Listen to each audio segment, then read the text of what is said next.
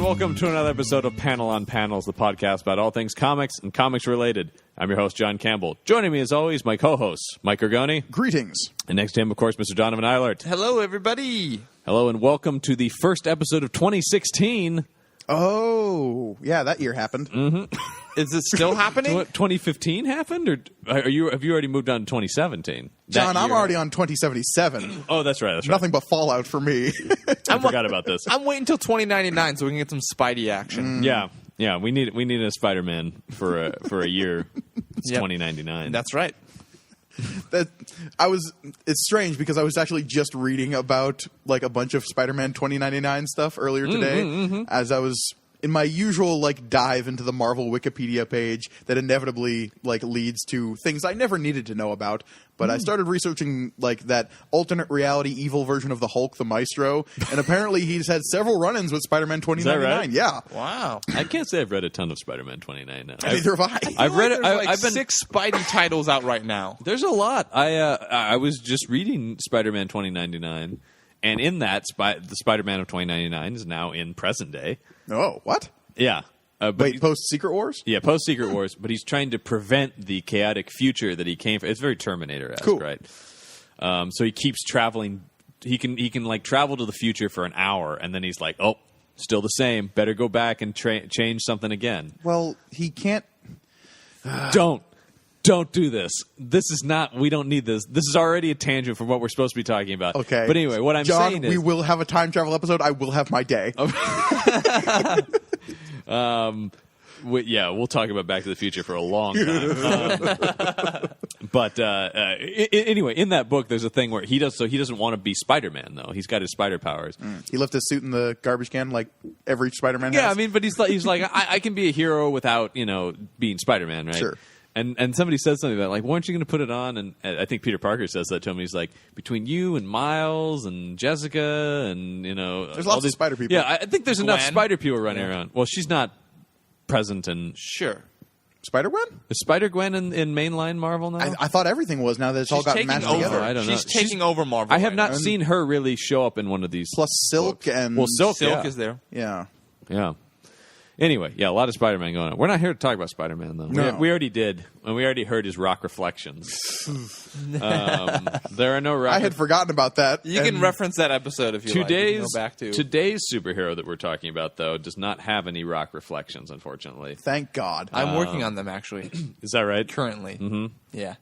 It's me and an old Casio keyboard and my plugging away. ukulele. That's what I'm doing. A Yep. fuzz pedal, distortion, wah-wahs, and a To be full choir. To be fair, if that was going to be the instrumental backup, I feel like it would fit Hawkeye pretty well. Yes, I think so. No, Grioni said it. Of course, you can read it from the description of this episode, but we were talking about Hawkeye.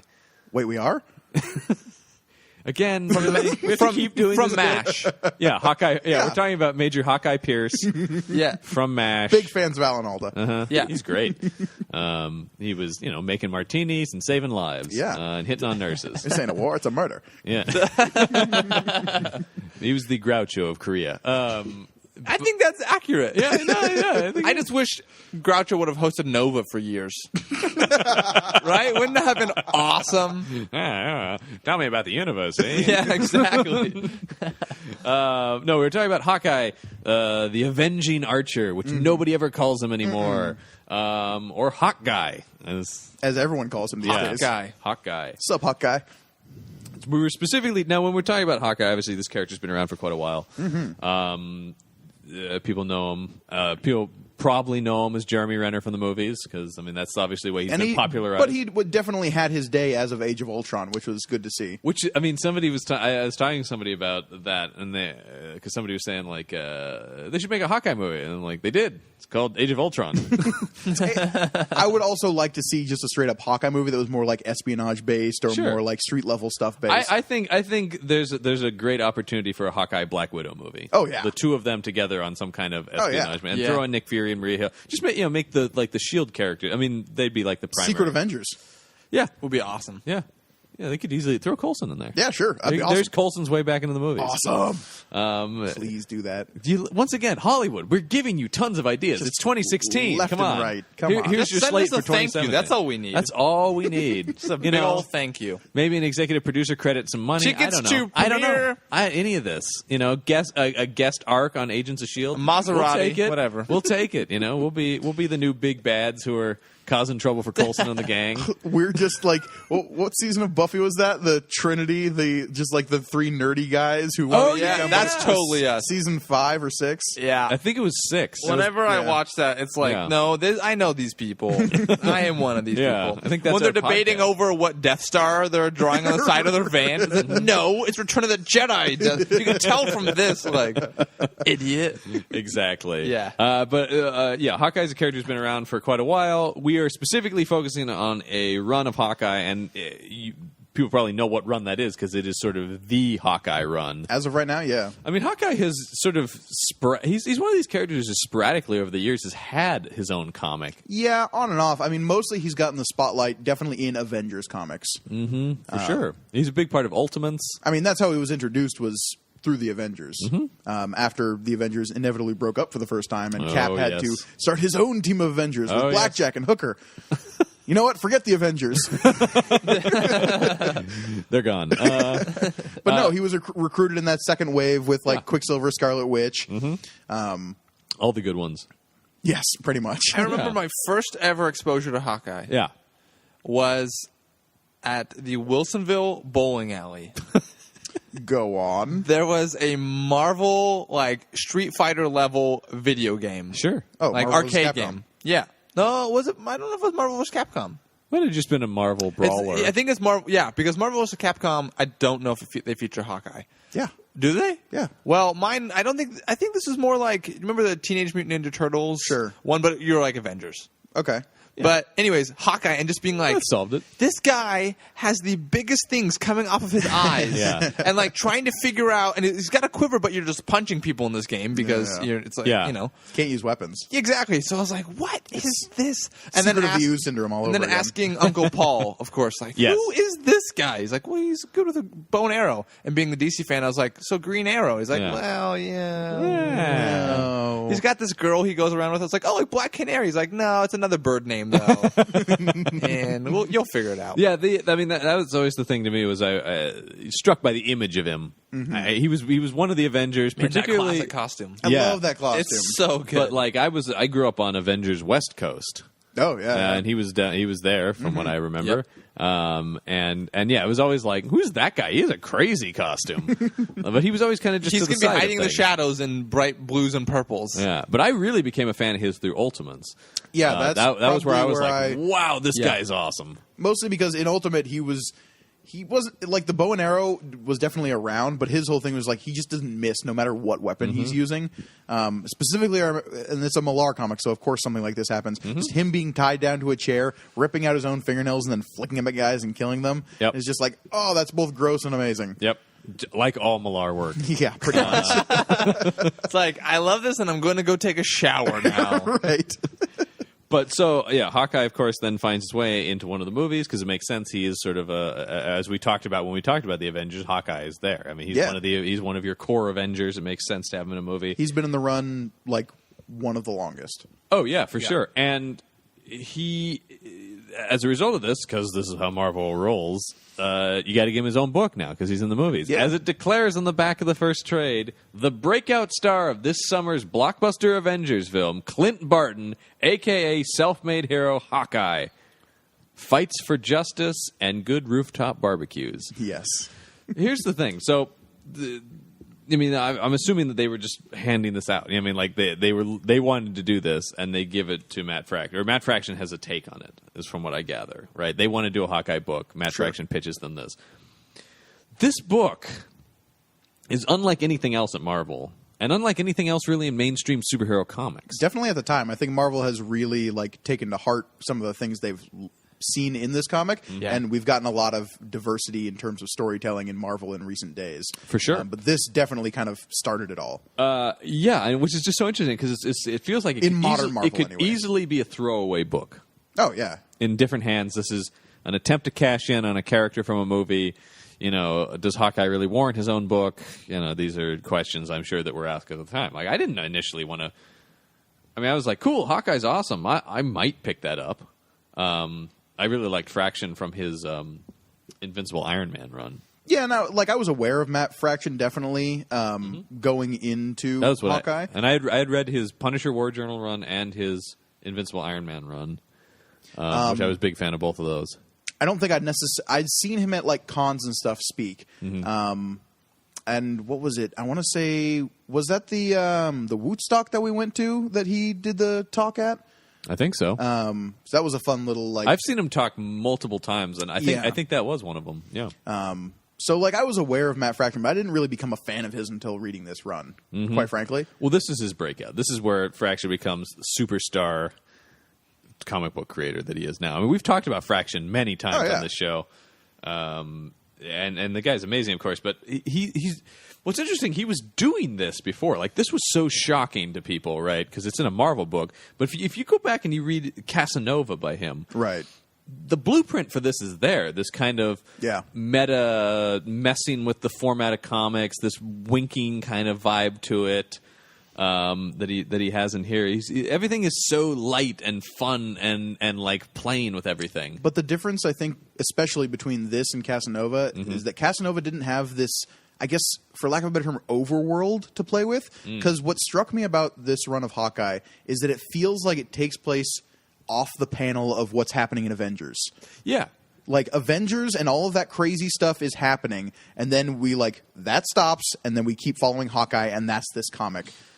Well, and that's what I think is amazing. From the get-go of this series, he's like, yeah, I pal around with some crazy people as he's falling off a building onto a car, breaking like everything in his body. And he's like, yep, that's me. Like, I don't belong here. And that's something I think is great, is he's kind of a quintessential part in that first Avengers movie. Is he a quintessential part in that first Avengers movie? Yes. The fact that he is mind controlled by Loki pushes most of the plot forward in that movie. That one of us was taken. One of us was taken, and his skills. Well, this is a different used podcast. against them. I mean, like so much of Loki's able to do so much because he's got Hawkeye. Yeah, I feel like Hawkeye was a little bit shunted to the side in that movie. When I watched that movie, I'm like, he's very important to that movie for me. Maybe it's different for everybody else. I think he's very important to Age of Ultron.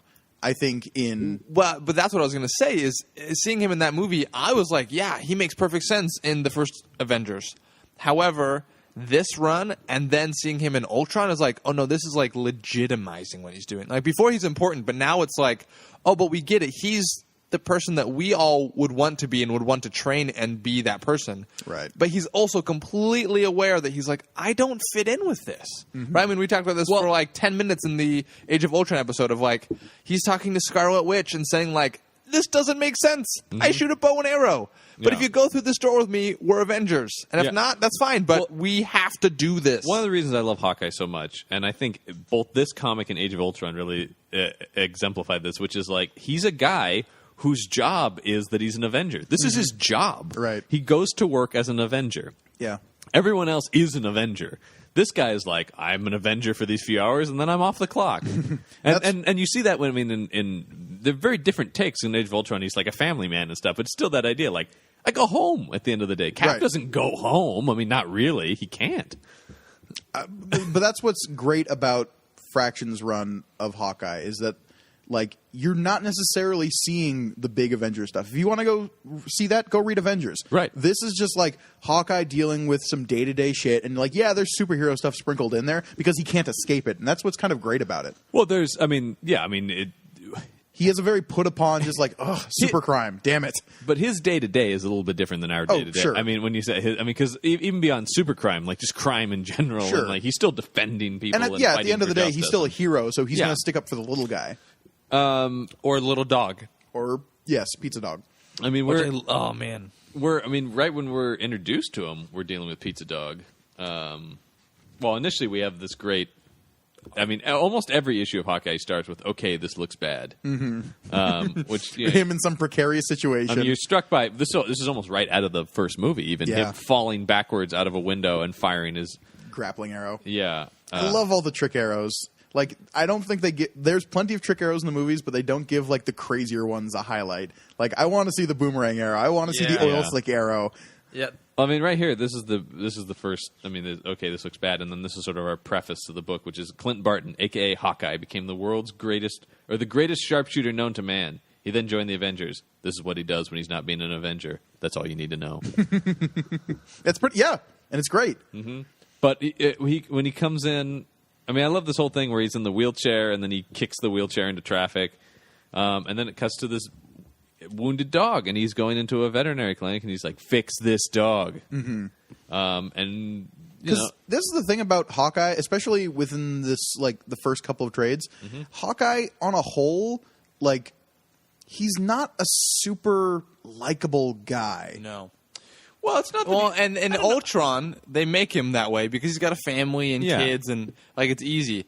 In the comics, if you don't establish stuff like him saving a dog, the later stuff in this comic would make you be like, just get your life together. Like, what's your problem? Well, I don't know that he's an unlikable guy. He's a guy who's got problems. I mean, he feels relatable to me in a lot of ways because he's a guy. He's this guy who's like. He's trying, and he's trying really hard, but despite that, like, a lot of his worst nature comes out. Right, exactly. Because one thing about the Hawkeye character is that he started out as a bad guy. Like, he was a thief. Yeah. Cap was like, "Hey, stop it. Turn your life around." And he was like, "Of course, Captain America." As has happened. Sir, yes, sir. Constantly throughout comics. Crimes are frequently forgiven in comics, and then people join superhero teams. Well, Hawkeye never killed anybody. This is true. But but people who have even ended up... Hawkeye's killed some people now, but up at that point, Hawkeye hadn't killed anybody. Actually, has Hawkeye killed anybody? Isn't that a major point of one of these comics? I feel like he kills a lot of people. Like, there are some Hydra goons in these, like, especially in, like, I feel like there's some of those, like, tracksuit mafia guys that they're dead. Like, they get shot with arrows and they're dead. I don't know. I mean, I think I love that tracksuit mafia. Fraction makes it pretty clear that he's non-lethal. I mean, there's an entire issue. What about the weird mime assassin? He's dead, yeah? The mime assassin. That guy... I don't know the character's name. Mime assassin. I mean... He doesn't have a name, does? Or isn't he just the mime or the clown or something like that? Something like that. Let me see. I feel like he's dead. Or does Kate kill him? No, she refuses to... No. He just beats him up. Maybe. Yeah. I mean, okay. Well, he's punching him. Yeah. I don't know. He flicks a thing into him, and he flicks a toothpick. It doesn't matter. And flicks a thing. Anyway, into there's an entire issue of this though about the video of Hawkeye killing somebody, and Kate's all like, "You killed somebody." Yeah. So I feel like he's not killing people. Yeah. That he blinds people. There's that thing where he's shooting people in the eye, but he's shooting enough that they're not going into his brain. He's not the Punisher. He's not going around killing people for justice.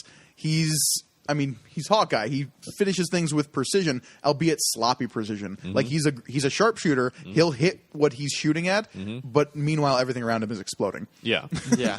But I mean, that's what I mean. Like, he's the most human Avenger, and Fraction writes him that way. Yeah. Which is and also, like, and Fraction didn't create this, his complicated past with women and things like that. Oh, he has so many exes. Right, but that's not a Fraction creation. That's already there. Well, Fraction's just acknowledging it. And he capitalizes on it. Yeah. And that's one of my favorite parts of this whole run is, like, issues 8 and 9 when you get introduced formally in the comic to Black Widow, Spider-Woman, and Mockingbird. Yeah. Right? And it's this, like... all of these women in his life who at one point were with Clint and had to deal with that.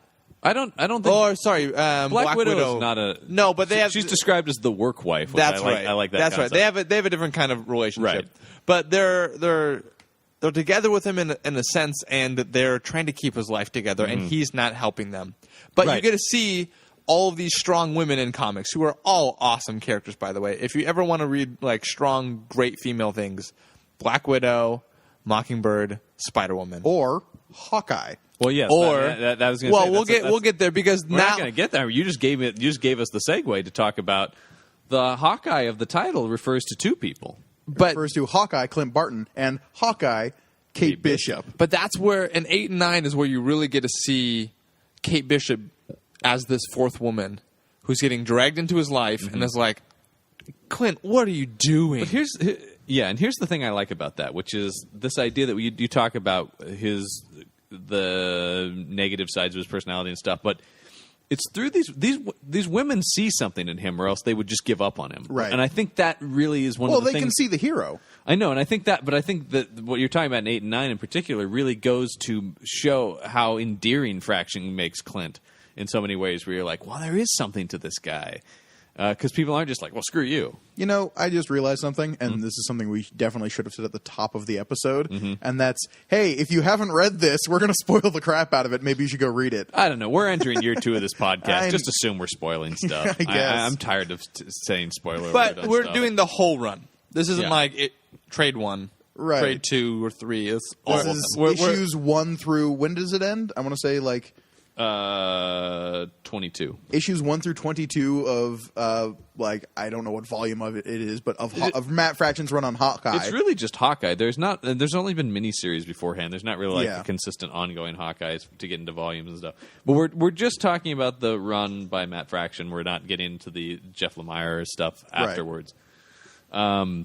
Yeah, we're talking about yes, we will be talking about the run in its entirety. We've mainly only talked about the beginning now, as that makes sense. But yeah, Kate Bishop is the co-lead of this book. Oh, yeah. This is a two-hander in a lot of ways. And I gotta say, she was actually the big reason I got into this comic, specifically. Okay. Because I love me some Kate Bishop, because I had originally been introduced to her through Young Avengers. Yeah. And she was probably the breakout character of that original Young Avengers series, in my opinion. In your opinion, where are those other characters? They're around. I mean, a couple of them are on like Avengers teams and stuff. Yeah, but not. I mean, I'm saying like she's definitely the breakout. I mean, here she is co-leading a book. Hulkling and Wiccan are still around, and like the Young Avengers run was like the volume 2 was really good, and like a lot of those characters, they're around. They're around. Yeah, I'm just saying defending one of my them Young Avengers here. One of them broke out though. I don't think anybody's shocked by you saying that. Yeah, that's what I'm saying. It's not like a. She clearly is the one who was the standout there. So like hearing that she got a continuation though was what drew me to this series in particular, because she's just a super cool. Like, she's great. She's a well put together. Like she wants to be Hawkeye. Yeah, and nothing's going to stop her, and that's awesome. For sure. Yeah. She goes as far as to like taking the name when she thinks Hawkeye, because she becomes Hawkeye when she thinks Hawkeye is dead. And spinning out of something I really didn't care for was all the Ronin weird Hawkeye as ninja kind of stuff. Yeah, after House of M, things got weird for Hawkeye. Things got really weird. I was with it. I mean, I was a fan as well, but I mean, I like that Kate Bishop spun out of that, but I felt like all the Hawkeye stuff in there was weird. It was all during because that was in like Bendis's All New Avengers. I want to say that was going on. It was just New Avengers, wasn't it? Was it New Avengers? Oh yeah, because All New is the stuff that's happening right now. All new, all different. All new, all different. Yeah. All new, all different. Which Marvel is great. The Avengers book. Yeah. Oh yeah. Yeah, it's really awesome. It's super fun. But yeah, Kate Bishop is definitely my favorite part of these books. Like Clint's great, but Kate's the one who has her shit together. I mean, yes and That's no. the point, I think. But yes and no. Yeah. She still is. I mean, she's a young adult. She's still figuring stuff out for herself personally. But in terms of like her hero-ness, I feel like she's got her shit together. Well, and I think, what you're trying to say, John, is like the third trade, the LA woman. Well, I mean, yes, the third trade. I mean, it feels like she doesn't have her stuff together, but really it's LA trying to like destroy what she's already made. I mean, the thing about Kate Bishop is that she's a survivor. She's going to endure the thing, which makes her one of her most endearing qualities. But also that she'll endure going through all this stuff with Clint in that same way that those other women also are like they see something in this guy and they're not going to give up on him. Even she kind of gives up on him a little bit, I guess, when she goes to L.A., but not really, because she does come back, of course. Well, what's great about Kate specifically is that she's also kind of a reflection of Clint in a lot of ways. Like, he grew up in poverty, she grew up in, like, extreme wealth, but they're both, like, finding this course towards these, like, never gonna give up, fighting with your like bare knuckle kind of heroes. Like I don't have superpowers, but I'm still gonna make this work because I want to be the hero. Exactly. Oh, for sure, yeah. And they're, I mean, beyond, like you said, yeah, I mean, Kate Bishop's this great character, but it's really the relationship between them that's the core of the book. Oh, yeah. And that back and forth they have with one another. Thanks, Hawkeye. You're welcome, Hawkeye. Exactly, yeah. But I mean, that Clint does see her as worthy of being Hawkeye, you know? I mean, yeah. that it's not, you know, he doesn't. It would have been so easy to write this book about Clint Barton and this annoying girl that follows him around. Who Right. Like, ugh. And then what that would make me do is go, ugh, Kate Bishop. Right. It's an interesting balance I've noticed that, to me, it seems like a lot of the most annoying characters and things are annoying because everyone in the story finds them annoying. So then I'm like, yeah, you're right. We've talked about this. The first season of Parks and Rec is much more difficult to get through because everybody's like, oh, Leslie, nope. Right. By the second season, everybody's like, oh, Leslie. Yeah. And it's much easier. They really, because people talk about like, oh, they really changed that character. And like, they didn't really. They just changed the way the world reacted to her. Yeah. Yeah. Which is huge, and that's why, yeah. And Fraction is not. I mean, throughout his career, has written a lot of strong female characters, and real. I mean, we talked about Odyssey on here, Yeah. and I've talked many times about sex criminals on here, but yeah, I mean, this is kind of in his wheelhouse for sure, and I do want to. I mean, there's these characters we're talking about, but. You know, the characters are great, the story is great, but really the thing that, I mean, somebody uses the word experimental on the back of one of these. I don't remember which one it is. Yeah, original and refreshing, verging on experimental and totally out of the norm for superhero comics at comicbook.com. This book is insane. It messes with the format of comics. It messes with the tone of things. We have to talk about the way this comic is presented. It's art. Because you can't get away from this run without talking about how... It's gorgeous. Well, not only is it gorgeous, but like you were saying, John, breaking the mold in terms of presentation. Yeah. I mean, panel layout. Oh, yeah. Page design, everything about it, which is why I want to turn things out. We've praised Matt Fraction a lot for this book, and of course it's an amazing piece of writing on his part. We got to talk about David Aja's work. Oh, yeah. As artist on this. He did stuff with panel layouts and just like the flow of story in this book that I just isn't done at Marvel. Like there is a house style to Marvel in terms of its like story flow and panel layout. And yeah, you get the occasional like I would say a lot. I mean, partially because of this, a lot less of that now. Oh, it's true. Like I was saying earlier, this book kind of served as a high watermark for a lot of what Marvel is doing these days. And it's super cool. Yeah. But then, I mean, just like the progression of things that he does, the way stuff moves. Oh, it's got such a like a. It feels like you're seeing the like outline of like a '70s action movie or something. Well, it's so interesting. Matt Fraction talked. I one of the times I saw him speak, they asked him about what his big influences are, and he was like the Rockford Files. Like, that makes a ton of sense. That's really what this is to a certain extent. Yeah. A lot of it, I mean, because Jim Rockford was that like put upon, like kind of gumshoe guy who was just an average Joe trying to solve some crimes, and he'd run into some bad people and he'd get like knocked, he'd get knocked around and crap kicked out of him, right? Yeah. And he was, but he just kept coming back. Like that was the thing. And so there is that kind of, and he was like a snarky kind of guy and stuff too. So I do feel like it does have that kind of. It does feel very 70s. It feels very idyllic, is what it feels. Well, I'll get to L.A. Woman, but I'm gonna have to deep dive into some 70s movies there for a second because Fraction does. But one of my favorite things that struck me, because I just picked this up thinking it was a Hawkeye book, which it is. But I'm saying I didn't know I was, when I picked up the first trade of this, I didn't know that I was in for the experimental piece of art that it ended up being. Right. But one of the things that initially struck me about it, when and I think it's in the first issue, is this part where Kate Bishop is talking to him. Everything's slowing down, and he's drawing his bow back, and you get this thing where you get these tiny little panels of each letter of what she's saying, and you see her mouth like slowly shifting as she's forming the word. Right, and you get, I mean, Aja is demonstrating like. You're going into how his mind is working. Right. And he's doing it on a comic book page. That's amazing. And then he just keeps like that was sort of the first thing that was like, whoa, what's he doing? I've never seen this before. And then he just keeps doing stuff like this throughout, where I'm like, I've never seen a comic book do this. The way he breaks up. I mean, it moves like a movie in that sense. There are more panels, so you get that flow of motion a lot more than you do out of a normal comic. Excuse me, as I bang the pop screen into the microphone. That was fun for everybody to listen to. But yeah, it's just, and I want to get the name of the colorist on this too, Matt Hollingsworth, because the colors in these books. You talk about it feels like a 70s movie. It's colored like a 70s comic. Yeah, it definitely is. Like a lot of, I don't want to call it washed out, but definitely like... It's more pale. Yeah, like pale, like the colors that are there, like the really vibrant ones, really pop out at you. Because everything's kind of like this washed, I keep using that term. But it's muted. It's muted colors. It feels very, like, I don't want to say...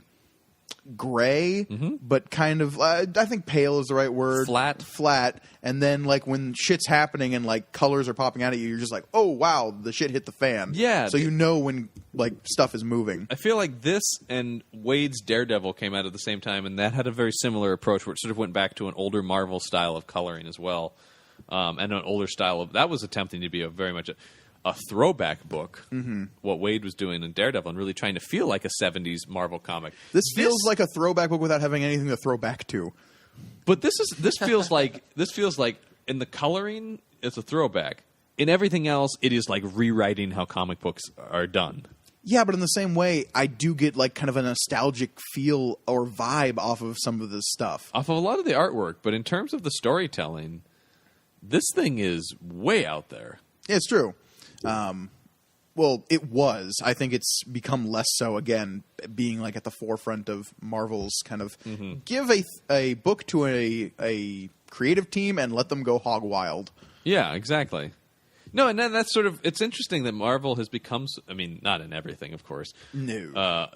But they've become a lot more experimental in what they're doing and hiring people who are indie people. I mean, like a Matt Fraction. Or, I mean, even Jeff Lemire, who's doing Hawkeye now, I mean, he comes from Sweet Tooth and stuff over at Vertigo. You know, I mean, he's far from a mainstream guy. Bring up Matt Fraction, you go immediately to Kelly Sue DeConnick for very true Captain Marvel stuff. Though I would say the storytelling in that book is more akin to this like newer style. The art is pretty like house, though. There's a lot of fun stuff in there. For sure. I also don't think through that she had a consistent collaborator like Fraction did with Aha. Or, I mean, even at a certain point when Annie Wu takes over. Which Annie Wu doesn't take over. I shouldn't say that. Because one of the misleading things, if you're reading the trades, is 3 and 4 are happening concurrently in issue form. Yeah. For the most part, there's at the very end of the 4th trade, they kind of like recollide with each other. Right. But yeah, for the most part, they're and at the beginning of it as well. Right. 12 and 13 are Clint, and then 21 and 22 are Clint, then bringing Kate back into it. Right. So I want to sit down and actually read them in the like issue order they were released and do that. But I've definitely only read these in trade form for now. So yeah, in trade 3, we break off completely from Clint and just follow Kate Bishop as she goes to L.A. I think it's really interesting they released them. Yeah, it totally is. I love it. I mean, it's interesting. It's just Yeah, I would not expect them to think like that. It would just be like, we just put these issues, and I've read it both ways, and it's interesting to do so. I don't know if I have a preference on one. I mean, they can be read either way. Sure. Obviously, you're waiting around a lot more. I'm interesting. Like the delay between trades 2 and 3, I feel like must have been much longer then. No. Well, maybe it was. I don't know. I can't try to remember. Well, here's the other thing. I don't want to rag on Fraction.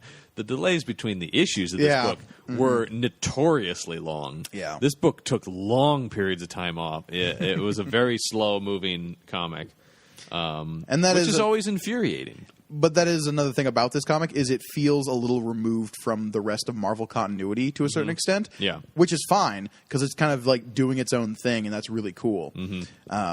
But it doesn't need to rely on because all of the lead up to Secret Wars crap was happening at the time, and Yeah, I mean, with the Hickman Avengers stuff was going Right. on at this point, and this just is just completely doesn't divorced even from touch it. Yeah. which to me is always a good thing. I mean, and frequently my favorite books at either the big two are they're just off in their own. I mean, it's why Snyder's Batman is so good. It doesn't really matter what's happening in Justice League, Well, mostly I think it's because when they do that, you can have runs like this or Snyder's Batman that are going to stand the test of time. Right. You can have stuff that's going years from now, regardless of what's happening with Hawkeye. You can come back and read this run, and it stands by itself, and it's great. And I mean, this has happened throughout it's very reminiscent of Miller's Daredevil run in that sense, where it's that was a significant chunk of Daredevil, that you can read that and excise it from the rest of the Daredevil canon and go wow, what a story. And I've never read it. I don't know. Well, I mean, I've read bits and pieces of. Right, but I mean, it's a similar thing where it's just that will always be there. You can always point somebody back to Miller's Daredevil, regardless of that character in general has kind of been like that. I feel like He's always kind of doing his own thing. right, much like the Punisher as well, and they're frequently colliding with one another. They're doing their own thing to each other. That sounded weird. Yeah, that did. But it's true. Weird but true. We can talk a little bit about the story of this comic. We've talked a lot about sort of the things surrounding it, but it does. It's interesting. It kind of has an episodic nature, but then threads start to come through. Yeah, I loved how everything slowly was colliding there at the end. You see all these because Hawkeye is getting this kind of contentious relationship with this mafioso kind of Eastern European sweatsuit or tracksuit mafia, vaguely Russian guys who are trying to buy up his apartment building and force all the other tenants out. Yeah, because it's interesting. He kind of lives in sort of a rundown apartment building, even though we know he has a lot of money. Yeah. Which is He very has well Avengers established. money. Yeah. This is established throughout the book, is that he can pretty much do anything he wants because he has all this money. He could live in the Avengers mansion if he wanted to. He could, absolutely, but he doesn't. But he owns this building? Well, at a certain point. Eventually he comes to own the building. But yeah, the bad guys are trying to... Once again, it's how small scale it is in that sense. It's not an Avengers book. It's Hawkeye's trying to save a building. Right. Just one building. And yeah, but it's always something I like, which is the street level, small scale. They're pretty small time criminals, the Tracksuit Mafia. Yes, they're an organized crime, but they're not mafia. But eventually you see them scaling up and getting into bed with the Kingpin, and you see Hammerhead and Madame Mask. Yeah. All of these other players coming into this conflict because Hawkeye just can't leave well enough alone. But it's that A-team thing about these people are hassling these people. But little do they know that helping them is a guy who's got all these skills. Right. And, there's that kind of vibe to it that I've always liked. Burn Notice had that kind of feeling to it on TV as well. This does have a distinct lack of Bruce Campbell. It's true. I'll say. But yeah, so a lot of the story is, and we Pizza Dog, a breakout character from this. People love. Lucky is the... Yeah, but nobody ever calls him that hardly. I mean, really, he's Pizza Dog. Yes. Hawkeye does rescue a dog pretty early on in the series, and he becomes his boon companion for the rest of the series. Indeed, yes. A dog who loves pizza, hence Pizza Dog. The Pizza Dog's issue was one of the craziest things. Yeah. Well, we talk about some of the experimental stuff he does in here. Yeah. There's an issue that's entirely told from a dog's perspective. No dialogue. Not really. It's weird. The dog knows emotions, and he knows A handful of words, his own name and pizza. Yeah, exactly. Yeah. But just it felt like Homeward Bound meets Avengers. It was very bizarre. Best pitch ever. Yeah. Homeward there. Bound meets Avengers. I'm there. The Avengers of Homeward Bound movies. Yeah. They had to find their way home. and now they're pissed. Exactly. But yeah, I mean, that's an incredibly I mean,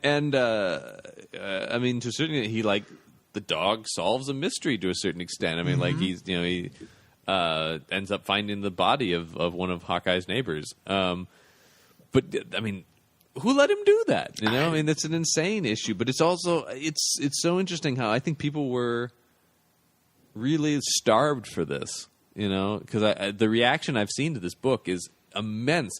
Just in going to a comic convention, seeing the reaction over 3 years to Fraction changing. When I first saw him, there were a handful of people like myself who had, Hawkeye was just starting, and we were all like, yeah, this guy's awesome. But, there's like 10 of them. And then the next year I went, I'm like, God, because I was like, I don't need to go to his panel early. And I was like, wait, I'm in a huge line to get in to see Fraction.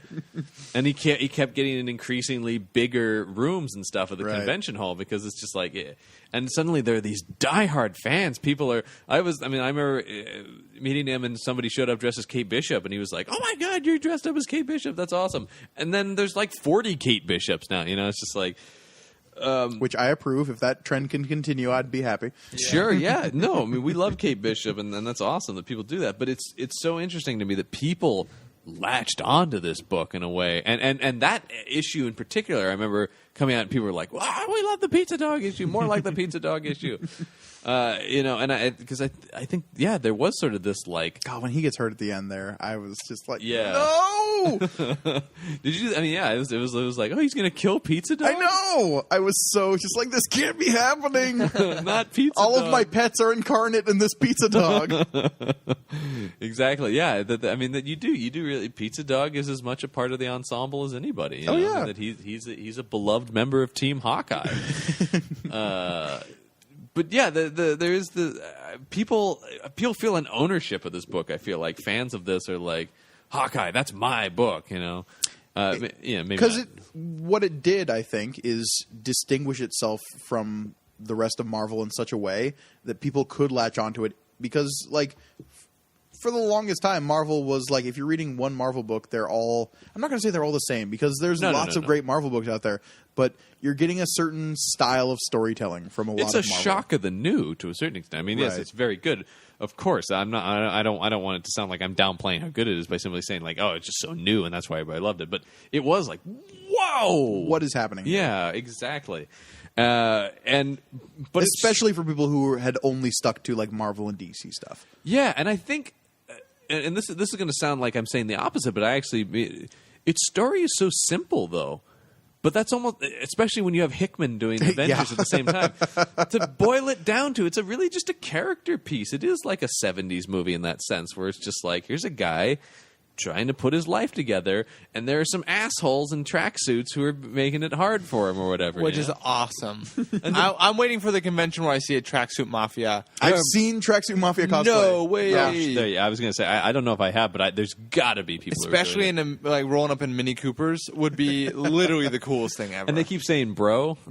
Hey, bro, it's no problem, bro. Yeah, exactly. Well, it's like this idea about like, where did these guys learn English? They picked up on bro, right? And that feels very realistic to me, because I mean I have come across foreign people where it's just like, oh, you've latched on to that one thing, like that one idiom of American English language. It's okay, man. Don't worry, man is a big one. Yeah, usually man is the one I see people where it's just like, that's cool. You don't have to say it all the time. Like you can kind of pepper that in. No, man is cool, man. Yeah, exactly. Yeah. But yeah, you guys are making fun of me now. Huh? Look, Donovan, we didn't want to say anything, but we're having a manvention. But this idea that sounds wrong. This is not if you're listening, this is not a manvention. This is a normal podcast where it's very platonic. No, we're shutting panel on panels down and starting manvention. That's the new show. That is the new show. Now, is that an intervention about the word man, or is it an invention that is simply man?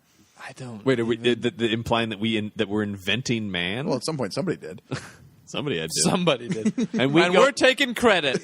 Well, I was going to say, we got the patent. We're editing this shit. Yeah. Surprisingly, we went down to the copyright office. No one had claimed Yeah. it. Nobody had it. Felt like a pretty big oversight to us. Yeah, but we're getting 10 cents on the man. I was going to say very very lucrative for the show. Turns out 50% of the population. Yeah, we don't. Roughly. Roughly. Basically, yeah. Now I don't remember what I was going to say. Thanks a lot for You're that. welcome. But the idea that I was going to say that there's the villains of this book feel very real world in that sense, up to a point. Yeah, because then we get to like the Madame Mask stuff. Yeah, but I mean, I like this idea too that there's an arch nemesis for each Hawkeye, right? Because there's Madame Mask, and then there's does he have a name? The Ray-Ban shades. I don't think he has an. I don't. No. I'm talking about the clown or the mime or whatever his name is. Oh, I think he's given a name at some point. I don't remember. I just know him as Mime Assassin. I love in the first Madame Mask one with the videotape when you find out that Kate Bishop has been Madame Mask and faking it. That's so Yes. good. Well, that reveal was so good. That issue is amazing. Which sets up Madame Mask just like, how dare you impersonate me? Now well, I'm that creates coming to the kill arch you. nemesis Yeah. relationship, Which is so good. But in that's sort of I was referencing that issue earlier where they talk about there's this video that comes out of Clint assassinating a terrorist, Basically killing the equivalent of like an Osama bin Laden. exactly. And the idea that an Avenger assassinated somebody is like this big thing. So all the supervillains are going to bid for the rights to that video, to own that video, the rights to it. They're going to remake it. We have it's our intellectual property. And so it's very kind of caper movie-esque. Right, and then S.H.I.E.L.D. picks up Hawkeye and sends him to try to like intercept the tape. Right, exactly. And I love this idea about the Avengers card with no limit on it, the credit card and stuff. And they're not going to like that. Because he loses it. Yeah. Uh-oh. Yeah, Hawkeye goes to Madripoor. The first thing, he gets mugged. Yeah.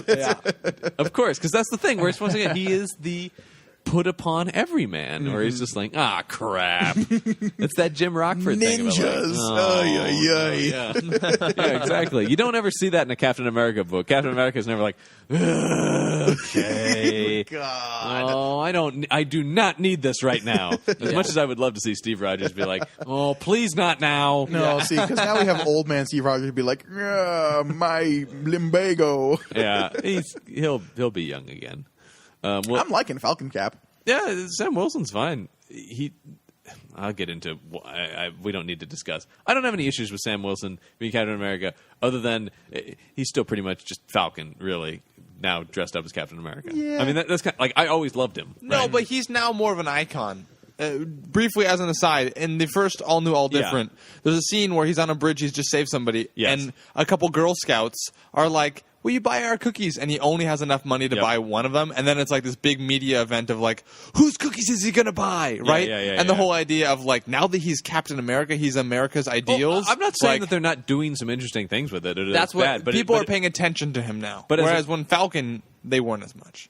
Falcon was like, he's the friend of Captain America, but what's Cap doing? Yeah, that's what I'm saying. Yes, but I mean, yes, you're right. I'm saying they are doing some interesting things with him, but he's still basically just. Also, Falcon. I really like old man Steve Rogers. Yeah, he's great. He's yeah. the suavest, just like silver fox out there. Yeah, because he's still Steve Rogers. Yeah, he's still that guy. But as with everything at Marvel, I always come back to all new, all different for how long Marvel before it gets back to all old, all classic. Yeah, we'll see.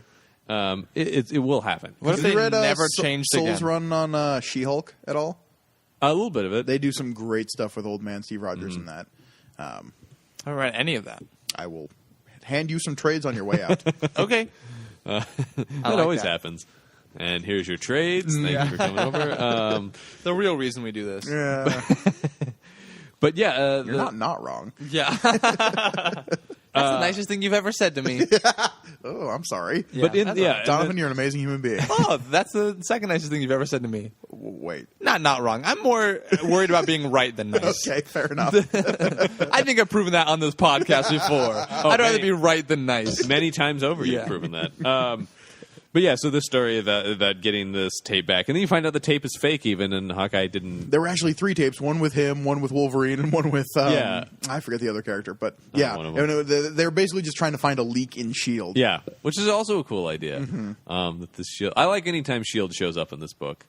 And it's just like... because Hawkeye is always just like, oh, God, this is again. Right, Like, it's his like- day's only going to get worse when S.H.I.E.L.D. shows Right, up. just like Maria Hill and Coulson. He's like, I'm off the clock, guys. Yeah, because Like- it's his job, Yeah. and it's your boss showing up to be like, "Hey, wait a minute, you got to talk to me about this." And they're like, "Oh, I'm home. I called all 3. Which, as an aside, one of my favorite moments in this is Tony Stark trying to set up his TiVo. yeah. It's one of my absolute favorite parts of Right. the Hawkeye book. And Tony Stark's like, "I will just buy you new stuff, please. Like, we don't have to keep dealing with this." This has been ruined beyond repair. Yeah. I will buy you a new TiVo. But Clint is insistent on we have to. No, we I have bought to fix these this. ones. We have to make it work. Right, exactly. And he's like, It's like- "Don't you have a ton of money?" Like, I don't understand what this is. These two very rich guys are. It's super fun, and the idea that super technology genius Tony Stark is vexed by everyday Like the cords AV are tangled, equipment. Yeah. That would be what would break him. You know, It's too analog. yeah. It's that kind of stuff, though. It's that kind of thought that Fraction has, where you're like, that makes total sense. He's not undermining the characters in any way. Is what I love. He's not being cynical or like spoofing anything. No. He's innovating in this way, but always very respectful. Clearly, a guy who Oh, yeah. loves these characters. Because I've seen stuff like that where you're like, oh, you're too clever and cute now. You're kind of aren't you? aping the traditions of these characters. Yeah, I a don't. little bit. Yeah, it comes off as offensive to me at a certain point because I've said this many times. Like, kind of don't like it when people parody this stuff. I take it a little too seriously. Maybe sometimes where it's just like, I don't find that funny that you're saying that because I kind of love those characters and Yeah. But like, this is how you John, do you're it. talking about the guy whose favorite superhero is the Hulk here. Right. And like the Hulk is one of the most made fun of characters Absolutely, of course, ever. Yeah. And so I'm constantly biting my tongue about those sorts of things. But it is like, it's like, ooh, I don't like you joking about Captain America, Right. you know, stuff like that. But this is there's a way you can have fun with it, is what I see in this, but still make like this is still a legitimate superhero comic. Oh, yeah. It is still a Marvel book about an awesome superhero named Hawkeye, 2 awesome superheroes named Hawkeye, in fact. That's really cool though, but at the same time, you know, it's fun and funny and it's interesting. And yeah. you know, that was one thing I'll say about this book. There are some really, really funny moments in this book. It's hilarious. Yeah. I mean, Fraction, that's one of his real gifts as a comic book writer. he is a really well-versed comedy writer. Very on much top so. of his drama. I mean, Sex Criminals is pretty much just a straight comedy, really. It can get farcical at times, yes. Yeah. I mean, and that was he's also clearly a movie guy, which I'll get into. We'll talk about later. But his Sex Criminals, he talked about he was just trying to do The Apartment, the Billy Wilder movie, basically, which is. He's like, I want to do something like that. I want to do like a sex comedy from the '60s, you know, like we don't do stuff like that anymore. Sure. And I was going to say about the mime character. He feels like a character of like a Godard film or something, Yeah. you know, like a French New Wave crime movie. You know, with his whole design and everything about A him. white-faced clown with a single black tear on his face Exactly. going around killing people. Or like a Roger Moore or James Bond movie would have had a Yeah. character like that too. They He would did. he would have been a like Baron Samedi. Is I was just going to say, just like, basically- yeah, he kind of has that similar kind of vibe to him. Yeah. Baron Samedi, yes. But in L.A. Woman specifically, one of the third things. trade, yeah. My favorite, by the way. Well, it veers into being its own book. Like it's a Oh, it totally it's does. a detective story. It's like an LA PI. There's weird supernatural elements to it. It's for fans of the Beach Boys. Oh my god! Oh my God, is it? The Beach Yeah. Boys story arc in here is great. By the Yeah. way, that there's a character that she helps out who is basically just Brian Wilson. Yeah. That's pretty amazing. And she's trying to get like his raw audio to figure out who leaked it. Right. The cases she takes on are fantastic. Because it's Kate Bishop has like gone across the country to LA to kind of like get her stuff together. She can't take Clint Barton's crap anymore. Right. And she also But she can take his dog. but she's also like cut off from her father and stuff. So it's almost like a coming of age story, or like I'm going to make my own way kind of Right. thing. Exactly. So yeah, she kind of sets up shop in LA and starts taking on like little cases. Like She's week to kind of a week. private investigator. Yeah. Well, she's a hero for hire. That's true. Yeah, she does. But it has that, because I want to get the point. It has that Raymond Chandler kind of vibe to it, right? Like L.A. P.I. So much so that Philip Marlowe is a character in this. Like, she straight up meets. Now, this is where the film nerd comes out in both Fraction and myself. She doesn't meet Philip Marlowe. She meets Elliot Gould playing Philip Marlowe in Robert Altman's adaptation of The Long Goodbye from the 70s. Oh, God. That's, I mean, so his cat, that's straight out of the movie. Yeah. Everything about his design, everything about his persona is that character, but once again, interpreted by Robert Altman and Elliot Gould, not necessarily Raymond Chandler's interpretation of Philip Marlowe. When he shows up in the supermarket and she's buying cat food, I'm like, oh, is he doing this? This is amazing. I don't know how many other people are thinking this. Certainly not me, but I'm enjoying the fact that you are. Yeah. And it's still fun, even if you're not. He's a fun. I mean, you're not stoked on it like John is. Like, you'll still enjoy that trade. But to a certain extent, like, even Clint Barton feels like that. He was that kind of character. Altman's take on Philip Marlowe was he was this very put upon, kind of schlubby, average guy who just gets himself into trouble. Yeah. Which was so much fun to see that, and he just wanted to buy some cat food, man, as he does in this. I mean, but I'm saying, like, one of our other cases is there's a gay couple whose wedding they're not going to get the flowers they wanted, and I love that whole thing about. But I had a vision, like the one guy he had such a vision. It's like, yeah, it'll be fine without the orchids, but man, that vision, like it's going to ruin that. God, I love Annie Wu's art through this whole trade. Yeah. Well, that's the other thing. For the Kate Bishop stuff, we get a new artist in Annie Wu, who has definitely a different style than Aha, but it doesn't feel jarring when you go to it either. They do kind of feel of a piece. Well, and Annie Wu did that. She did issue number 4 of the new Archie, the Mark Waid Archie. So she took over from Fiona Staples. Mm-hmm. She did the next issue, and it's different. It's not Fiona Staples, but it's not like, ugh, what's going It's on? interesting, yeah, because to take over, I mean, both times, big shoes to fill, going from Aha to her. Yeah. Although, I mean, actually not even going from, switching back and forth with Aha. Right. And her. And then taking over for Fiona Staples, who we might be a little too in love with on this show. But that's not possible. But yeah, I mean that she's able to do this, and while having her very much her own distinct style. Like, I can look at something and go, "That's an Annie Wu design." Yeah. Usually, to me, what I've sort of learned about this. It's her facial expressions that really get me, that I really love. Just seeing all the different, like, Kate getting frustrated with stuff are some of the best panels in this trade of just, like, her slowly losing her cool. Exactly. And then regaining her cool because she's Hawkeye. Yeah. But, I mean, yeah, there is something about that. And part of the reason Kate is so endearing in that is both Fraction's writing. I mean, I love the way Kate Bishop talks. She's very much... I was talking to somebody about this the other day, like... I think I was telling you about this, Donovan. Like, I think all my favorite characters in comic books now are like teenage girls for some reason. But it kind of makes sense. I mean, because even through because I think about characters I liked on like television, like Buffy and Veronica Mars. Like they have that kind of vibe. These like spunky, snarky teenage girls who are too smart for their own good. Getting in trouble, but picking themselves up by their own bootstraps. Because and in comics they get to interact with Wolverine. I was just going to say, because one of my favorite characters in Marvel is Miss Marvel. Kate Bishop and Miss Marvel, Kamala Khan, might be my 2 favorite characters at Marvel right now. Barbara Gordon she's a little older and a teenager now, but over at DC.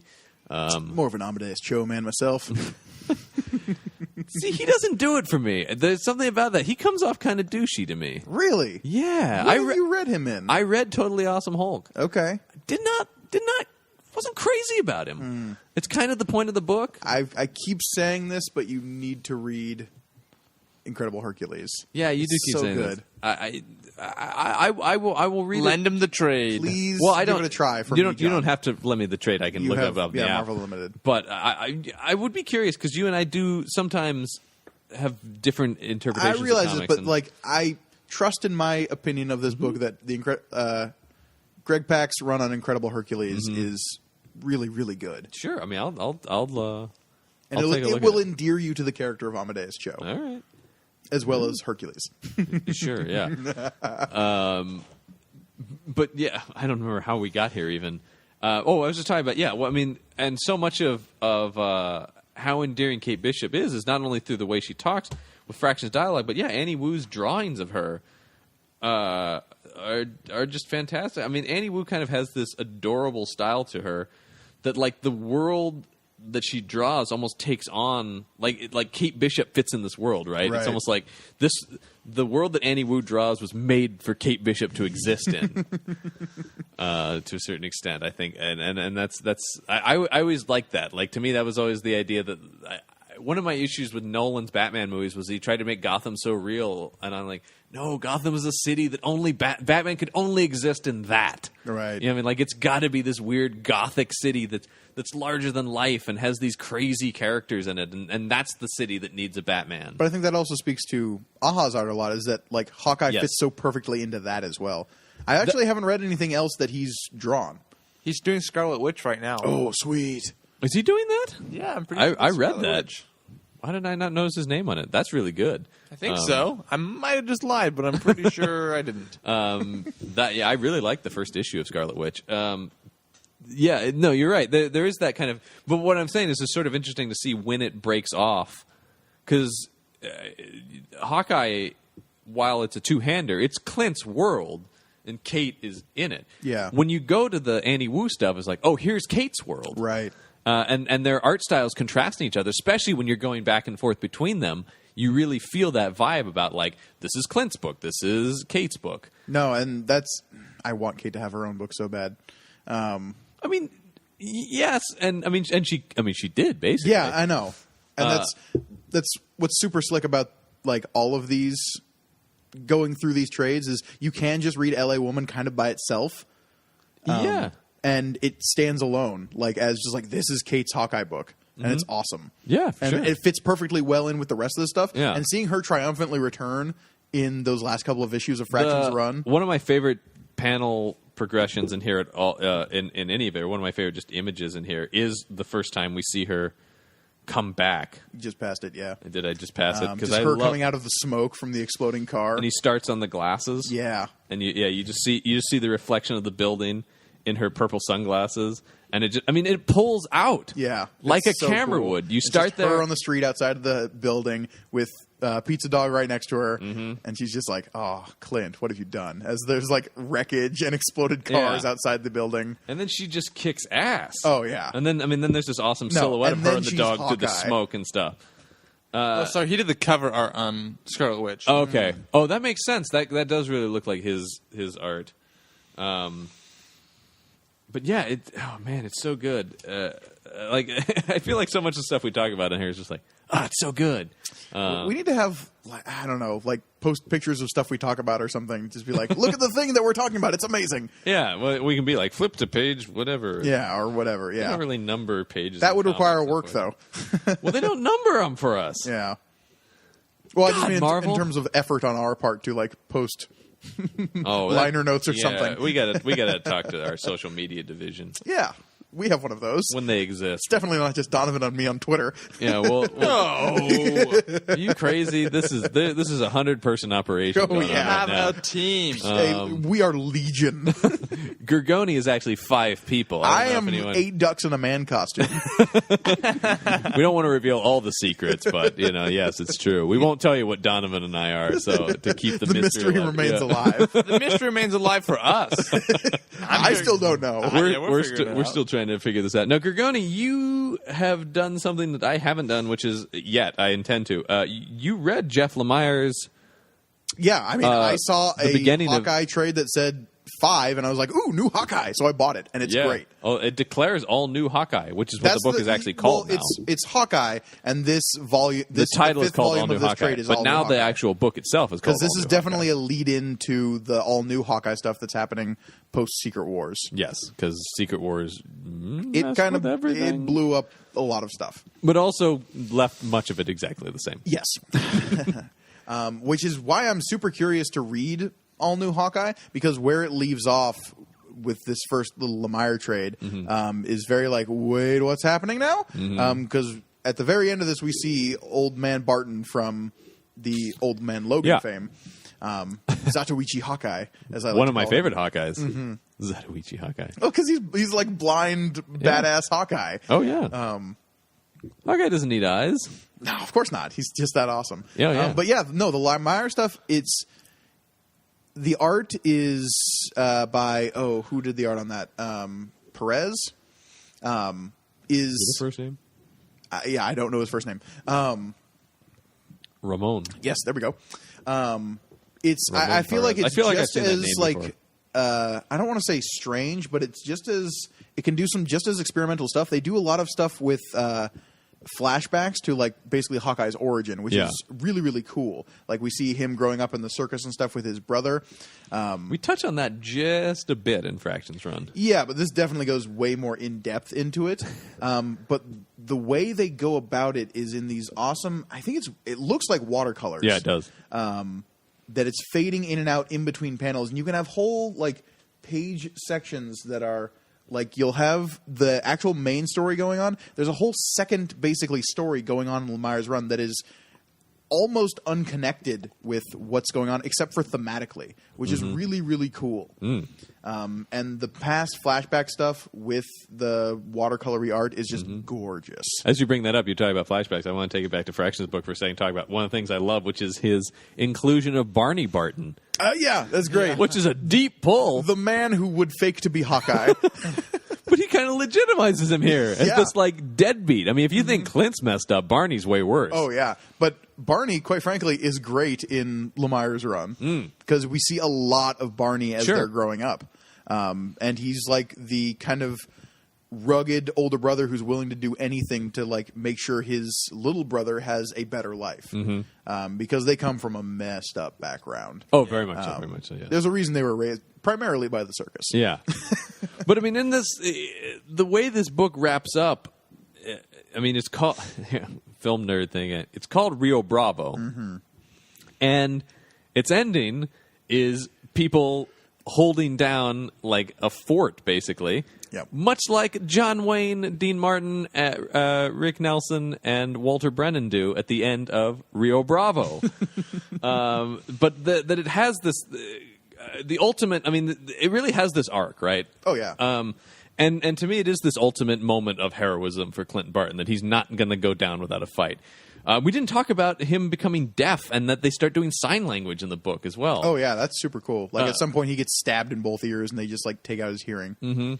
Which is, especially when you're reading it, issue where you cut away to Kate for, like, 2 issues, and then he comes back and he does that weird Christmas issue where the whole thing is a cartoon special. And you're like, wasn't he bleeding out on the ground last time? I said, get back to that, Fraction. Yeah. What the hell's going on? Yeah. You can't just, like, leave that for, like, 4 issues. He did.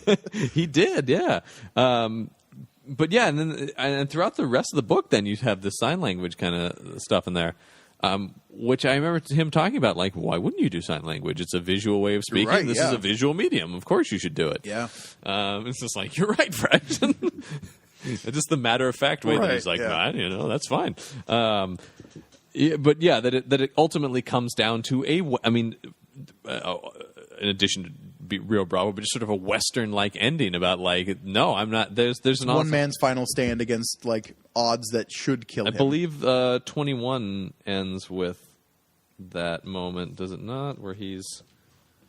Oh, no, it doesn't. But it does have the dog with the boomerang arrow, which is always cool. comes back. But there's a distinct point where you have, like, you have an awesome shot of Hawkeye in front of the building with the bow out.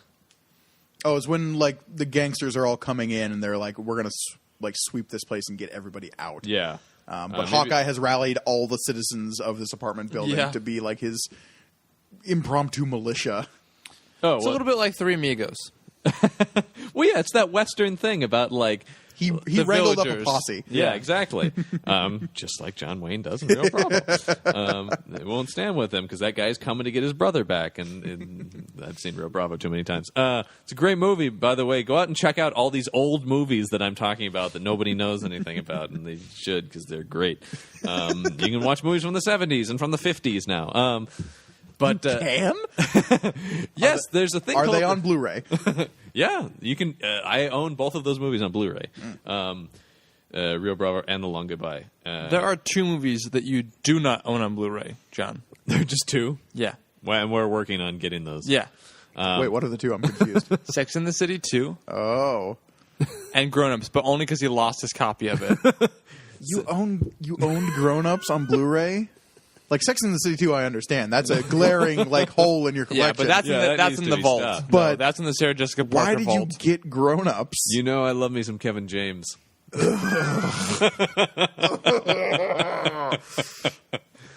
I've got that Paul Blart box set. Somebody's got to protect that mall. Wait, hold on. I'm gonna just rep another podcast here for a second. There is a podcast Oh, wait. called I know what this is. Till Death Do Us Blart, where these guys watch the second Paul Blart Mall Cop.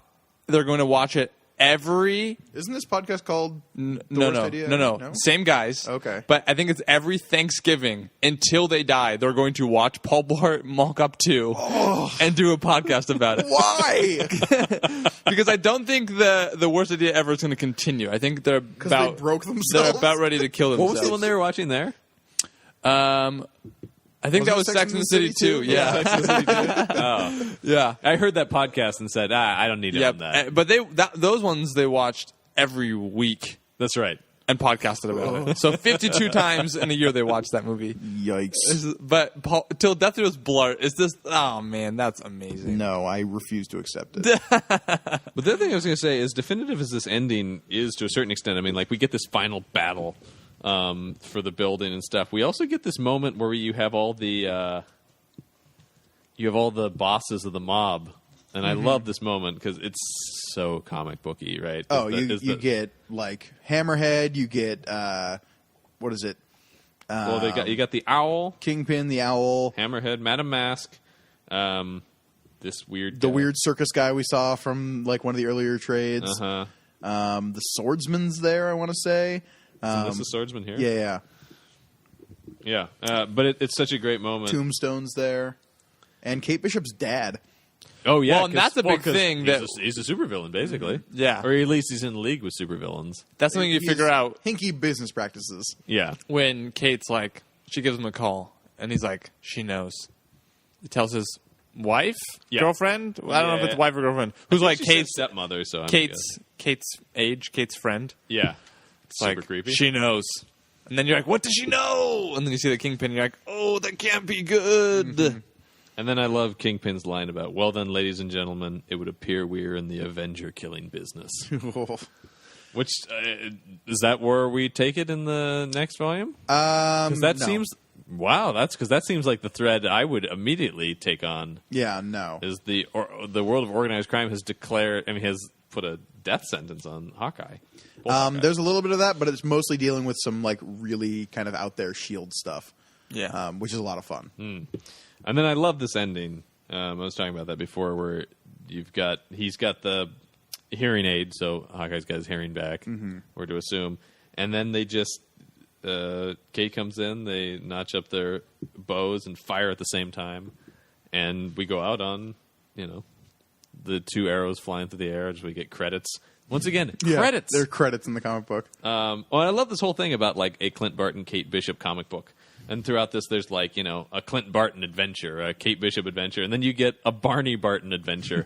That kind of stuff is very fun. What's so great about the visual and art style of this book is often when you get wordless pages, they move really quickly. The whole book moves at an incredible clip. It does. I feel However, I don't feel like the wordless pages I read any faster because I'm soaking up every little thing that they're doing. Well, you have to. In them. But that's once again because of Aha's art is not. They're not splash pages. Yes. There's more panels than normal, so you really do follow the story. Going, okay, this, and this. It really does add up in this. Yeah. I mean, way him that as a comic book should. It's sequential art, right? Yeah. him as a visual storyteller is brilliant. Amazing I want to stuff. see him do a flip book. That would be amazing. That'd be really cool. I mean, some of this feels like that. Yeah, Right, for exactly. Sure, That's yeah. what I'm saying. Yeah. It's like if you cut out all these little panels and like flip them, it would make like a really cool action thing. There's happen. only a handful of splash pages, which is, I mean, he would not have fit in the 90s. But not nearly enough Splash pouches pages. either. Oh, well, yeah, zippers and pouches for everybody, John. Talk to Rob Liefeld about that. Man loved his pouches. Man loved his Look, pouches. they need pouches for all of their things that they keep on them, you know? Yeah. Yeah. Well, I Cable mean- needed him for all of his bullets. Yeah. Here's the Because he thing. had all of the guns. All of Early them. 90s, there was still a lot of cocaine going on.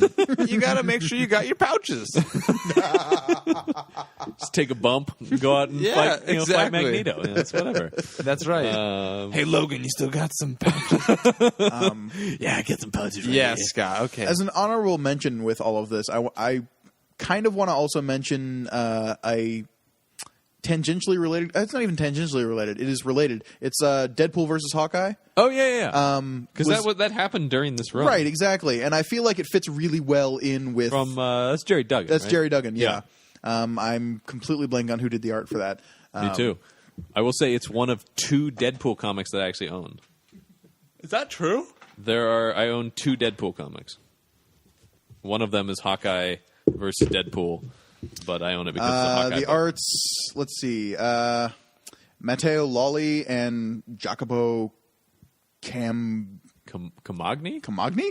Sure, let's go with that. We're pretty sure at this point, Hey, artists. it's 2016, man, and we're still butchering names. Yeah, it's pretty not going to sure stop. at this point, artists New are year, changing new their name names. mispronunciations. Yeah, I think they're trying to screw with us. But it's a really fun comic. Yeah. I mean, I'm a big Deadpool fan, but I'm also a big Hawkeye fan, and seeing them it says Hawkeye versus Deadpool. They're never really fighting, except that Well, like it's like any other right. thing with 2 They characters. quickly stumble upon like someone's making like weird zombie people and dressing them up as superheroes and like Yeah. having them commit crime. So Deadpool's recently turned his life around. He's trying to like be more of a hero kind of a thing, and Hawkeye just wants nothing to do with Deadpool, but they're kind of forced into teaming up. Makes sense. Yeah. I wouldn't either. Well, yeah, most people don't, and that's actually like part of Deadpool's pathos is like, man, no one wants to associate me. I don't have any real friends. I'm sad now. Yeah, but at the same time, I'm like, well, I mean, It makes you sense. can Yeah. figure out why, buddy. But yeah, I do.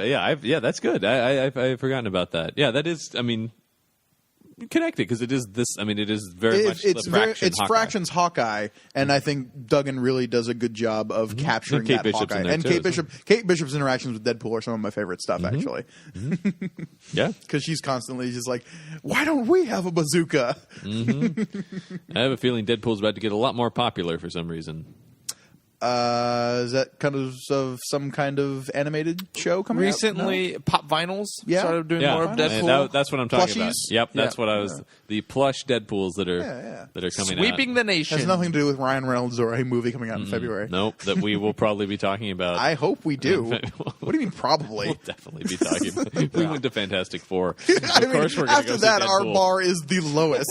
So I don't care if it's based on a comic book. We're If you going to produced see a it. comic book movie in your garage, send it to us. We'll review it on the show. Yeah. Like, You may not like what we say, but we will We'll talk do about it. it. We can end that conversation with at least it's better than Fan yeah, I was going to say it cannot be worse than. I'm going to go ahead and Fantastic. declare this right now. There is no scenario that Deadpool is not light years better than Fantastic Four. The I really hope trailers so. for Deadpool are light years better than Fantastic Four, Yeah. the movie. Yep.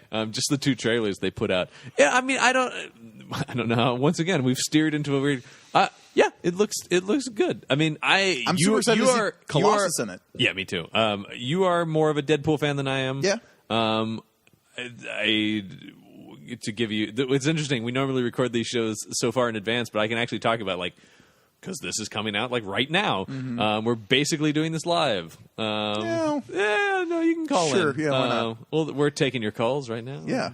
555-555-5555. That is our number. Toll free. Yeah, toll free. Toll-free. Standard data messaging rates do apply. But I have been doing a lot of research for that episode Okay. to kind of come in knowing more about Deadpool than I do at the moment. I mean, I've read some Deadpool. I do own 2 Deadpool comics. Read the One of them. original run of Deadpool. It's really good. I just did. Yeah. The very first miniseries, you mean? Well, there's the miniseries, Oh. and then there's the continuing series that happened after that. That's gonna be written the next by, thing I read, then. Oh, crap. What's his name? Oh. I don't remember the writer's name, but he's considered like the Deadpool writer. Is that Casey? Is that Joe Casey? No, it's... Oh, I'm completely blanking. 'Cause he's writing Spider-Man Deadpool right now, I believe. Right. Which people are very excited that he's back writing Deadpool. But I would also like that Looks original very run of popular. Deadpool and the series Cable and Deadpool is really, really good. Yeah. I would maybe skip the just go straight to the Duggan stuff after that. Not the Daniel Way stuff. Daniel Way has a very contentious relationship within the Deadpool community because I mean, I will touch on it because I want to get a. there's a lot of people that were cursory. introduced to Deadpool via his stuff, but it's definitely way more of that like wacky meme culture sort of. And that's the aspect of Deadpool I don't like. Right. So reading the other stuff is a completely different vibe, I feel like. I will say, going back and reading, like I read the first 2 miniseries that started him, I'm like, oh wow, this is actually fairly grounded. Right. I mean, he's yammering with the one-liners and stuff, but like, it's not that crazy. Right, no. And I think the Duggan stuff recently found a good middle ground there. Like, because the meme culture stuff has definitely That become, I have read a little bit of. One of the 2 things that, well, actually both of them are Jerry Duggan. Yeah. Well, actually, one is the other comic I own is a collection of annuals that they put out because Paul Scheer and then Blacker and Acker had some stuff in there. Oh, cool. Cool. So that's our show about Deadpool. I'm sorry, Hawkeye. Right. It veered into that. Is there anything else you guys want to say about the Hawkeye himself? I mean, this is a weird tangent, but there's a nerd rapper I really like called Adam Warrock who did an awesome rap that is based all on Fraction's run of Hawkeye. Really? It's called Hawkguy. That's awesome. Much like this episode. I didn't realize Hawkeye. that. Yeah, track that down. You can listen to a lot of Adam Warrock stuff on his website. It's mostly free. He puts out a lot of really good like nerd hip hop. Okay. Cool. That is a world I know absolutely nothing Yeah. about. So And a great pun name. Adam Warrock? Yeah. No, that's, I mean, It's he- so what does he say? He has Silver Age flows. Yeah. That's awesome. very nice. Cool. Donovan, anything else about? I just really enjoyed it. We didn't mention that a couple other artists make their way through there. Oh, yeah, there's still Francesco an artist. Francavilla. I was going makes to his way say, through yeah, there. I'm a big fan. You're a huge fan of. I was Francisco reading through that. Francavilla. I actually didn't read any of this till after it was all out. So I got to read all the trades through, and I was like, "Oh, what's happening? This is so cool!" Yeah, and Steve Lieber as well. And Steve Lieber, yeah, we're big fans of Steve Lieber. we do love Steve Lieber. He makes his way through. So I mean, that's fun. It's cool. It's like I said, it feels very idyllic, right? It feels like it's the 70s, but it's also modern, and it's also in the future and in the past. Like it's just got this like. In that same way that we've always talked about, like Bruce Timm's Batman the Animated Yeah. Series having that sort of timeless quality. Yeah, to it, where it's exactly. like this will always be. And maybe when I an said like entertaining read. nostalgia earlier, it's again, we brought this up a little bit on other episodes, just like nostalgia for like a time that doesn't necessarily exist. Yeah. Right, it's that world that the '70s movies took place in. Yeah. Exactly, it is Yeah. that world of the Long Goodbye, But or not the things like- 70s themselves. No, No, exactly. Cinema those of were the 70s. awful. Right, Ooh, exactly. well, I'm I glad mean, we Star made it Wars through came that. out, so That was near the end. Though. That's true. Yeah. That was near the end. Jaws and stuff. That was when things were getting better. They're figuring things out. yeah. But then they hit the 80s. You know the Don't- best thing to hey. come out of the 80s? Return of the Jedi. Literally everything that happened. The 90s. Oh, No, because then they discovered sarcasm. Yeah, that's when everything got bad. The '80s were the last. No, The they're last, like, whoa, we have real instruments. We could put these synthesizers away, guys. How dare you? How dare you, sir? You know I love my synth pop. I know you do. Yeah, I like where that was going. By the way, though, Donovan, it's coming back in a big way. There's a lot of like electric synth music coming out A now. lot of John. it's really good. Yeah, a lot of it's really, really good. Please don't act like I'm unaware of I'm that. just saying. I'm just saying. I You act go like- into you my act like that room and play my Beatles vinyl. Mm-hmm. It's a better world. and I'll keep listening to Kaczynski. That's Okay. amazing stuff. Awesome. Yeah. Too bad we share a living space. I know. It's like We just keep turning up the volume on things, and they're just battling I'm each other. soundproofing John's room. That's what that God, I'm drilling glad sound. I live in my own place.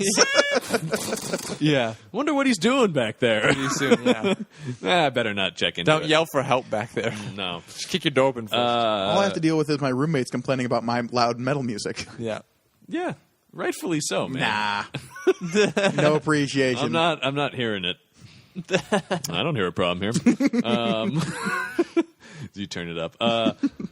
Cool. So if you want to tell us what you think about Hawkeye, Yes, please go out and read Hawkeye. Or- I mean, if you've listened to this whole conversation, we've kind of spoiled everything. But if you haven't read it yet, I highly recommend it. we have and we There's haven't. plenty more to like read. this experience really can't be spoiled to a certain extent. We could tell you what happens, But that's like the plot of it is only one part of what makes this book so amazing. It's true. It's really an experience to read. Yeah. So obviously go ahead. There's four trades that we were talking about. By I gotta Fraction. figure There's a they're going to fifth do one. some kind of like huge omnibus of Fractions. There already are. There already are. There's two big hardcover. hardcover omnibuses. They're beautiful. Cool. That are out of this now that collect the whole run. They're really, really cool. So check those out. Read Hawkeye. Yeah. Read Hawkeye, and then come and talk to us about it on our Twitter, which is @PanelOnPanels. Or they could talk to us on Facebook, where we're also Panel on Panels. Mm-hmm. I believe there's some kind of email, panelonpanels@gmail.com, where you can also have a long-winded discussion with us. Yeah, I believe it's pronounced Gmail. Oh, at Gmail. I apologize. Yeah. Yep. Yes. They're new. Gmail Nanjiani. That's right. He's founded it. Not Google. Gmail. That's Kumail Nanjiani's brother who invented the email service. Yeah. Yep. Email in general. Just That that's was right. him. Yeah. He was tired of phones. Little known fact, his real name is Email Nanjiani. Yes. What kind of tangent is this? I don't know what's happening. What happened? Here's my question. 2016, man. We need weirder tangents. Oh, my question. is that our resolution? That's the new thing. What happened? The show needs to be stranger. What I'll happened? crank it up to 11, John. No, don't do that. What happened that's to too F strange. mail? What happened to F mail? We have email and Gmail. Mm-hmm. F mail. Nobody wanted F mail. You don't Like, remember? really? You don't remember? I mean, They call me I'll put it this F-mail? way. I'll put it this way. Everybody wants F mail, but it's illegal in most states. I was going to say you don't remember the incident and then the legislation. And Oh, all right. Yeah. Fair enough. You have to go to Nevada for F mail. It got really bad there for a second. F mail, yeah. Nevada's the only state where F mail's legal. Legal. All right. Fair enough. But it is strictly regulated by Yes. the local government of Nevada. Mm-hmm. Yeah, it's really a county by county decision too. It really is. Yeah, There's a lot of state revenue to be had, but it can be dicey. Okay. That's why other people aren't jumping on the F mail bandwagon. No, It sir. hasn't caught on yet. Nope. Awesome. I think we're on some other social media too. I don't know. You just find us. Yeah. You listen to us. Also, if you like it, please leave I guess if they're a listening review to us, they somewhere. already found us. Yeah, I would hope so. But if you like us, then please interact rate and with us. review us on iTunes. iTunes or Stitcher or wherever you can rate and or review us. If anyone's listening to us on Stitcher, please let me know. I do not know actually if anyone's listening. I mean, we're on there. Yeah, I listen to us through. I listen to our own podcast. It's a pretty good show. So Yeah, I don't okay. blame you. I really like that Mike Gargoni guy. Never listened He's to a it. hoot. He's the weak point for me. I feel like I just feel like it's like the other two guys are just carrying him. He's really The not, best he's thing not is- contributing much. Right now, the future Mike Gargoni is listening to this and squeezing beer cans until they explode. Just furious. So how does that change it from any other day? Well, we now know the inciting incident. Okay. Yeah, we can attribute at least a couple of beer cans to something. Pop, pop. Pop. Indeed. We turned out the way we recommend. I almost skipped this part because we were on such weird tangents. I think pop, pop would be an okay recommendation to go out on. We turned out to our recommendation segment where we recommend comics we think you should be reading. Yeah. This week, Donovan, what do you got? So I just read the first issue because it's the only issue out. Of Good reason. Yeah, I mean, I've tried to read issue 2, but apparently they won't send it to me yet. Of Patsy Walker, a.k.a. Hellcat. Ooh, Yeah. I want to read this series. This is what I will say about it. It is very fun. It's very little gravitas to it. It's just like Patsy Walker. She's upset because her mom's republishing all the stuff from her teenage The years. old comics. So she's kind of having a little bit of a crisis, and she gets together with some friends and figures out that if she can put people with powers who aren't Avengers and superheroes into jobs, like maybe she'll help them figure out how to get their life together. It's a good idea And for there's a book. the first issue, she's helping a guy who has telekinesis and is kind of on the fence of should I be good or should I be evil, and she kind of shows him how to be cool. I mean, it's awesome. Sounds great, man. Yeah, and a lot of good Wicked references in there. So if you're a fan of the musical Wicked, the Broadway show Wicked. yes, I think it's all right. you Yeah. I was excited to read this mostly because Patsy Walker's all over Soul's run of She-Hulk. Oh yeah, She's a big part of that, and it's a lot of fun. and She-Hulk is in Cool. And, Well, 'cause they're best and buds. Yeah, they're pretty tight. So it is by Kate Leth and art and cover by Brittany Williams. So really fun. Like I said, it's just kind of bright. It's totally different than some of the like all new stuff or like there's no grittiness to it. It's fun. I enjoy that. Very cool. If you want something fun to read it. Awesome. John, what do you got? I have another Marvel book, kind of somewhat on topic. A character who has been relegated to the side of a lot of things, but is just about to break through because of a certain movie that's coming out later in 2016. My recommendation is a miniseries called Doctor Strange: The Oath. Ooh. By Brian K. Vaughan and Marcos Martin. Really? Oh, yes. How have I not heard of this? I don't know. It's a 4 maybe 5-issue miniseries from, I don't know, 5 or 6 years ago, I think, something like that. Oh, this is good stuff. We start with Doctor Strange. He's been shot. He shows up with a night nurse. Uh-oh. What happened? How does the Sorcerer Supreme get shot? Well, we have to go back. We, of course, have to retell his origin story, but at the same time discover, MacGuffins and crazy magic stuff that goes on. Was it a magic bullet? Yeah, basically. Essentially, yeah. Not a magic-powered bullet, but the blender. And, somebody threw a blender at him, a magic bullet. To save himself and such, he's got to cross dimensions. Yeah, and of course. Do all the weird, trippy Doctor Strange sort of stuff. Doctor Strange has always been one of my favorite characters at Marvel. And has, much like Hawkeye, so infrequently had his own book. He frequently plays a large role in Avengers kind of stuff, especially when everything gets trippy and magic. He has his own series now. Well, yes, and apparently it's awesome. I haven't read it yet, though. I have all the issues of it. I have not read it yet. I just was able to track down all the issues the other day. Nice. So, finally, I've been looking for number 1 forever. But much like Hawkeye, a movie sort of has now spawned that, and I've heard nothing but amazing things about Jason Aaron's Doctor Strange book. All I know is he's got an axe, and I'm a fan. Yeah, the cover for the first issue is really so awesome. cool. And the beginning of it, I did look at the beginning of it, where it's all panels from the 70s telling his origin story. Nice.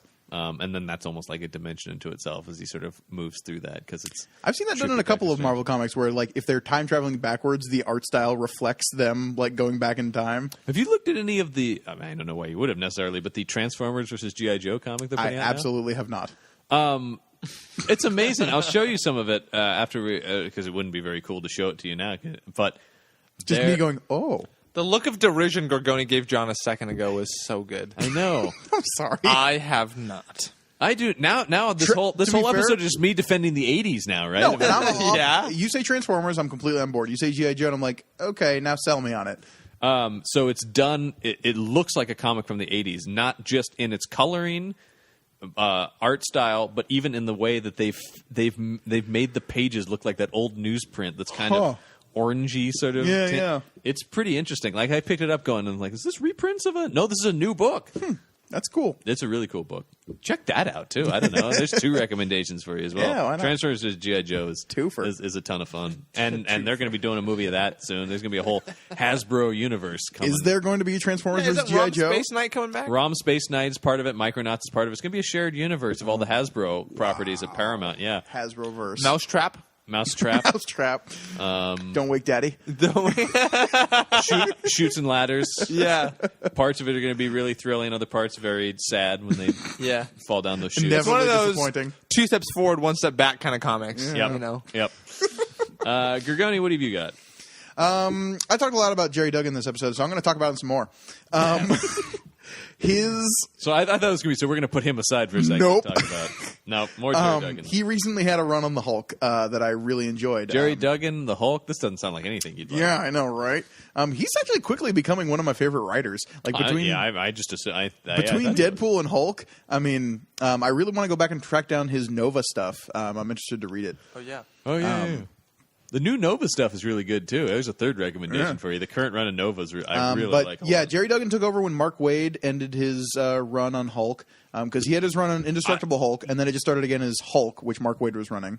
Which might be my favorite run. Well, I love Len Wein's run from the 70s, but I'm not, it's been stated on the show, I'm not like a huge Hulk fan, but I really thought Mark Waid's Indestructible Hulk was that really, I thought really was a great book. And I think Jerry Duggan does a good job picking up. I haven't Mark read Waid any of this, not out of any other than I just haven't read it.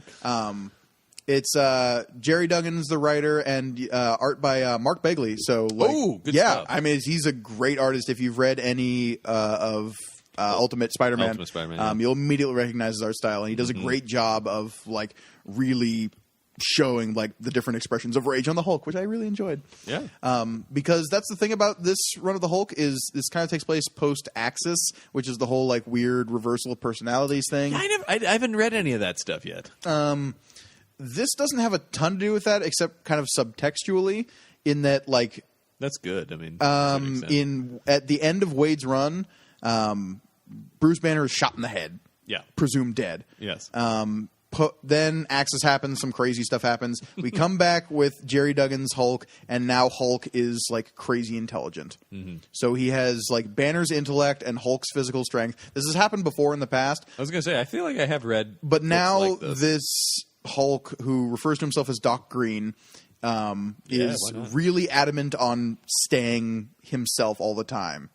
Like, he doesn't want to slump back into stupid Hulk. He doesn't want to go back to puny Banner. He wants to, like, retain this, and he's trying to do everything and anything in his power to, like, keep himself at this state. He's like peak Hulk, right? I mean, it's like, The books, it's Omega Hulk, yeah, Volume exactly. 1 I and mean, 2. it's like this is like the perfect balance between Banner and Hulk. Kind of. There's obviously some problems where that's Well, it concerned. wouldn't be a very interesting story. Right. So as the story going but forward, like, conceivably, this is the best of both worlds. right. And he's kind of made it his mission to like stop gamma like proliferation, for lack of a better term. So he's like shutting down people who are using gamma weapons. He's trying to shut down people who have been mutated by like gamma. So he's trying to shut down like Rick Jones, who got turned into the Abomination, or Scar, son of the Hulk, or Rick Jones. yeah, I know. Or Red Hulk. He's going down, shutting down like all of the Hulks. Well, that's a cool one. So it's a really fun book, and it does a lot of cool and interesting things with the Hulk. Especially if you know some stuff about. I mentioned the alternate reality, like Evil, the Maestro. Yeah. There's some really cool allusions to that. Like, could this Hulk be the one who eventually becomes the Maestro, sort of thing? There's a lot of fun stuff with that. So yeah, I highly recommend Jerry Duggan's run on the Hulk. Very cool. So I think that's going to do it for this week on Panel on Panels. I've been John Campbell. I am currently Mike Gergoni. And I will always be Donovan Eilert. Keep reading comics, everybody.